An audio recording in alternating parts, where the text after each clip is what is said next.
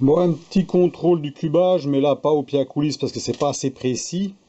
Donc on le fait avec, le mieux c'est de le faire sur la table avec un comparateur. Comme ça on peut contrôler si les surfaces sont bien parallèles. Donc là j'ai mis à 0 sur une face. Donc on va regarder combien il y a d'écart. 1 centième. On va passer à une deuxième face.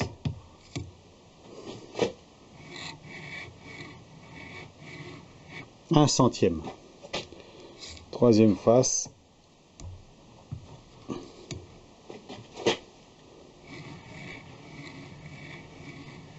À peine 1 centième.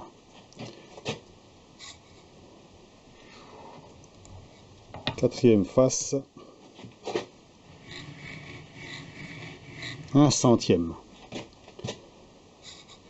On passe sur l'autre côté. 1 centième. On retourne complètement. Comme ça on a fait les 6 faces.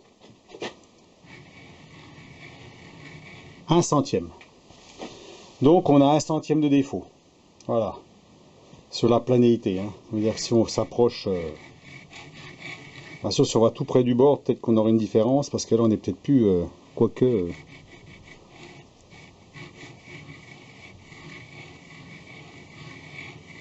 un bon centième. Voilà. Donc bah, c'est pas mal. Hein. Alors c'est sûr qu'au pied à coulisse, quand on mesure, eh ben, on s'est faussé. Hein. Là, si on prend le pied à coulisse...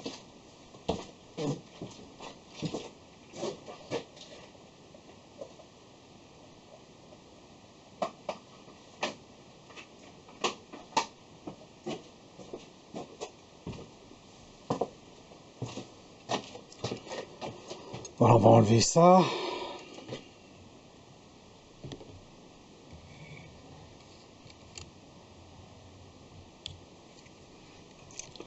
Voilà, alors au pied à coulisse, on met sur 0. Voilà, enfin on vérifie toujours qu'il n'y a rien sur les... Voilà, et on n'appuie pas trop, parce que si on appuie trop, forcément, ben voilà ce qui se passe, avec l'affection, ben ça bouge. Hein. Donc on va essayer de ne pas appuyer trop fort. On va se mettre bien en haut pour qu'on voit comme il faut. Voilà, comme ça.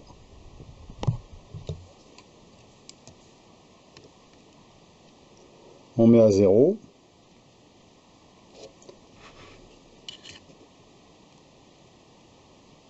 Voilà, voilà. Là, on trouve des valeurs qui sont complètement incohérentes. Moins 0,2, moins 0, voilà. Parce qu'on n'arrive pas à se caler comme ça.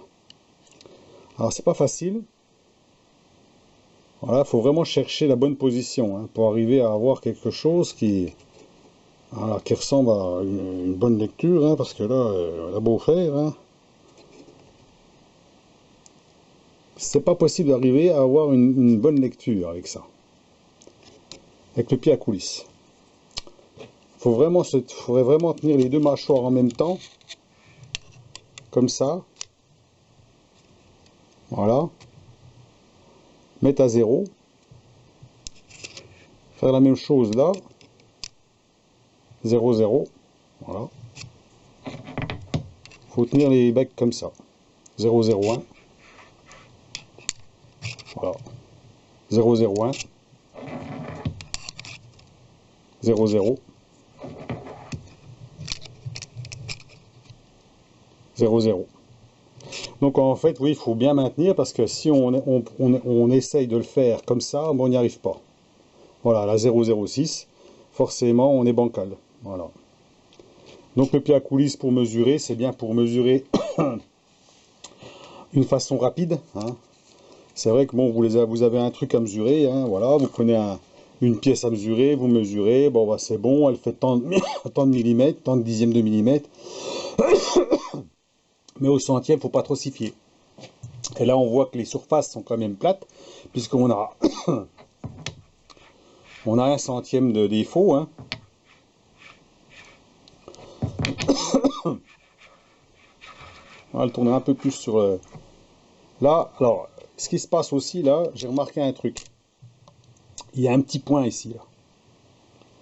Et le point, au début, je me suis demandé si c'était moi qui allais taper dessus au milieu pour faire un point comme ça. Et en fait, non, ça vient de l'acier. Ça veut dire que dans l'acier même, il y a un défaut là.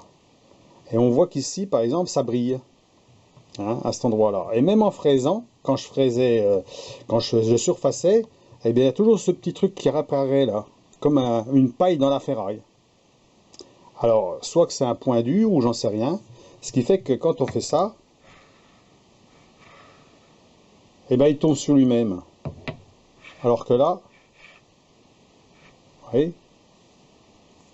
si je le mets ailleurs, il ne le fait pas. Il a du mal à tourner. Ça colle même. Je sens qu'il colle.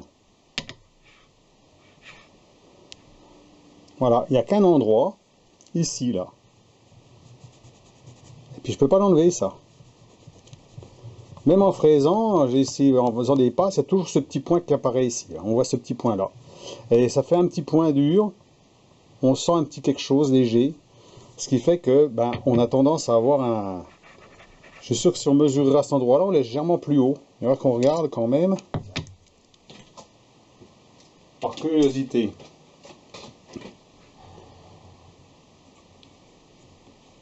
Voilà, on va bien nettoyer en dessous.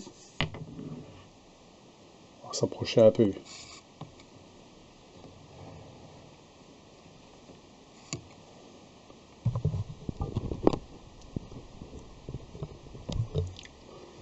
Alors, si on se met sur le point ici, là, on est à 0.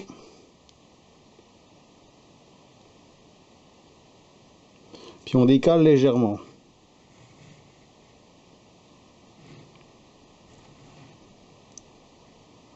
Ouais, ça monte un peu, légèrement à cet endroit-là. Il y a un poil. On le voit bouger un petit peu là. Alors que si on tourne autour, il y a un petit point qui monte là. Voilà. On voit qu'il y a une petite aberration dans le métal là.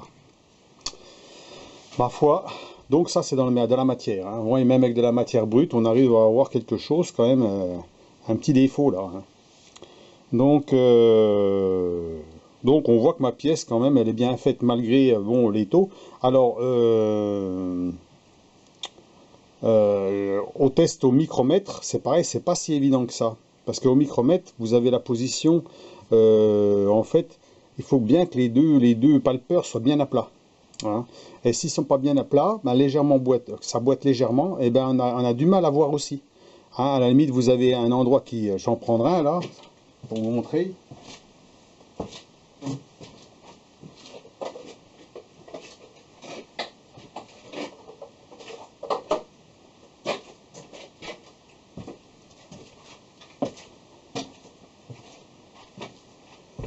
Voilà. Donc c'est bien parce que la table sert de référence. Alors le micromètre, donc le truc, c'est que vous avez une partie ici. Alors je vais le bloquer hein, pour bien qu'on se rende compte. Avec un cliquet. Et ici sans cliquet. Alors le plus souvent c'est le contraire.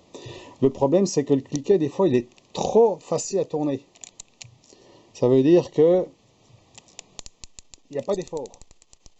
Donc vous pensez d'être bien, mais en fait vous n'êtes pas bien.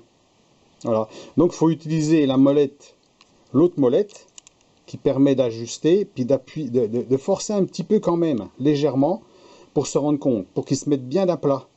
Parce que sinon vos palpeurs là ne sont pas bien à plat. Ça j'ai remarqué ça. Alors quand on mesure un cylindre, ça pose pas de problème, puisqu'on se met dans le centre, il n'y a pas de problème. Mais quand on mesure sur du plat, eh ben, on a tendance à faire ça, légèrement, comme les pieds à coulisse en fait. Surtout si on utilise le cliquet. Hein. Si on utilise le petit cliquet là, celui-là il est dur, donc il n'y a pas de problème. Mais si vous en avez un qui est trop facile, eh ben, faut pas l'utiliser pour mesurer des pièces comme ça, parce que vous allez être faussé. Hein. Il faut quand même appuyer un petit peu plus fort pour sentir que ça appuie. Ça dépend de la qualité du micromètre. Hein, voilà. Donc ça c'était une précision. Donc celui-là j'ai jamais eu de problème parce qu'il a quand même, il faut quand même tourner. On le sent quand même la force. Hein. Et ça c'est important. Donc à voir sur certains. Hein, normalement on approche avec celui-là. Sur ce modèle-là. Hein. Les autres c'est le contraire. On approche puis quand on arrive vers le bout, eh ben, on utilise l'autre. Ben, si vous faites ça sur le cube, ben, j'ai déjà essayé, hein, eh ben, vous avez plus ou moins 3 centièmes. Ah ben voilà. Et quand on utilise la molette ici et puis qu'on appuie un petit peu plus fort, eh ben c'est bon.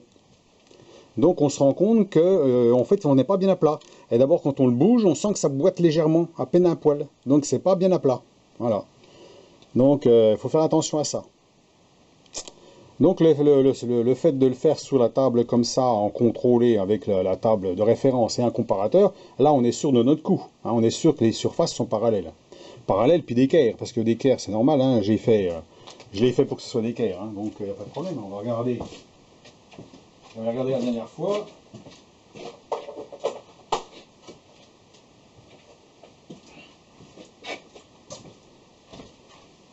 Alors, sur l'équerre, certains l'ont peut-être déjà vu, c'est que ici j'avais un petit jeu ici. Parce qu'en fait la partie là est décalée par rapport à là. Parce que moi j'ai desserré les deux vis là, je l'ai reculé légèrement.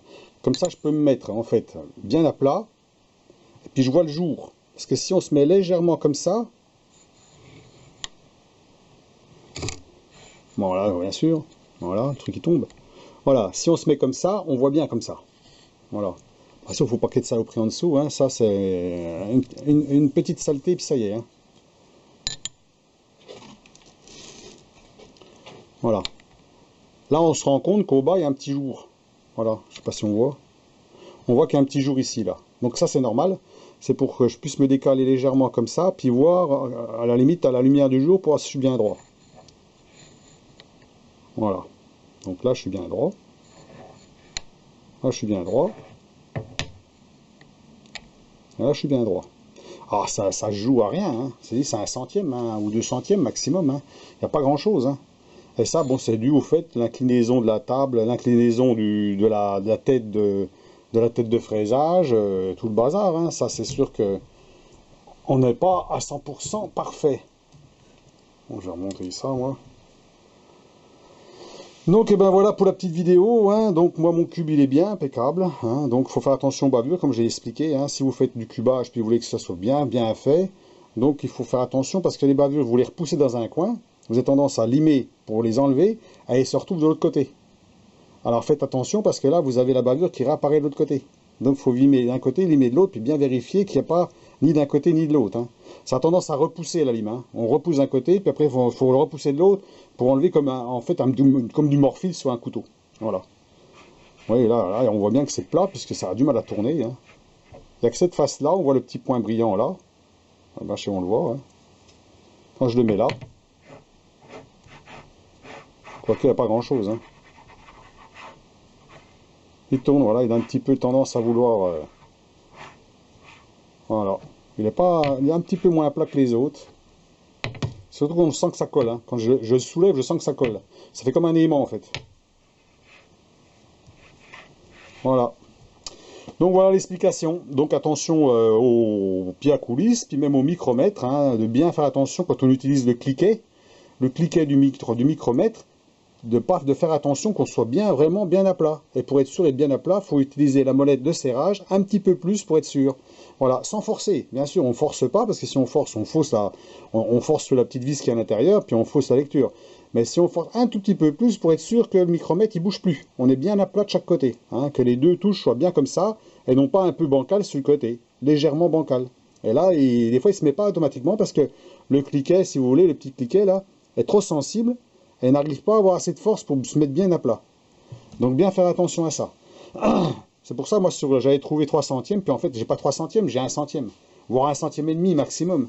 Donc en fait, je suis quand même content du résultat, malgré ce que j'ai avec comme matériel. C'est quand même assez performant. Donc pour une fraiseuse qui pèse 200 kg, bon, on voit quand même que le résultat, avec la grosse fraise, en plus la fraise que j'ai montrée, la fraise à 2 dents, pour faire le surfaçage, hein, et ben on arrive quand même à faire quelque chose de bien. Donc et ben voilà pour la vidéo. Dites-moi ce que vous en pensez et puis ma foi, bonne soirée, à plus. Allez, au revoir.